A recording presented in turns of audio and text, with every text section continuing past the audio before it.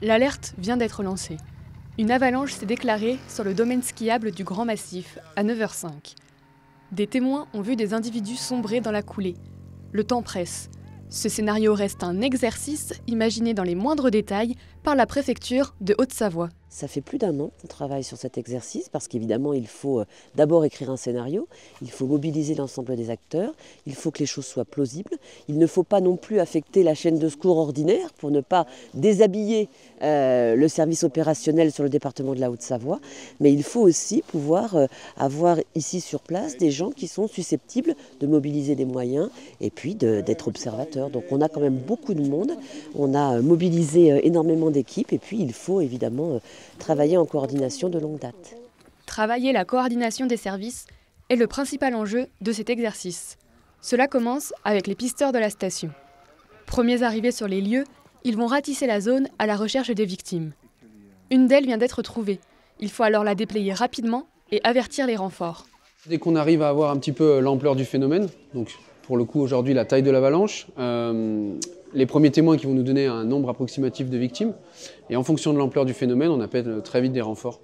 Donc dans les 5 à 10 minutes où on est présent sur place, on essaye d'avoir un premier bilan pour dimensionner les équipes, qu'elles soient internes ou qu'après on ait appel au service public aussi. Et en fonction des circonstances et de l'ampleur de l'événement, ils vont être amenés à appeler des renforts. Donc entre autres, et de déclencher le plan de secours en montagne qui va permettre d'acheminer sur place d'autres moyens, des gendarmes du PGHM, des pompiers du GMSP, des médecins du SAMU, avec l'appui des hélicos, sauf qu'aujourd'hui, bien évidemment, par convention de manœuvre, ça ne vole pas. Et puis d'autres moyens comme des militaires, comme l'association de secours en montagne qui va pouvoir aussi venir être injectée sur ce dispositif. Le travail ne se limite pas au lieu de l'avalanche. C'est tout un poste de commandement qui est organisé au cœur de la station pour assurer la coordination des événements, l'accueil des renforts et effectuer le suivi des victimes. L'objectif, une fois que les victimes sont dégagées de l'avalanche, c'est qu'elles soient correctement évaluées, correctement triées.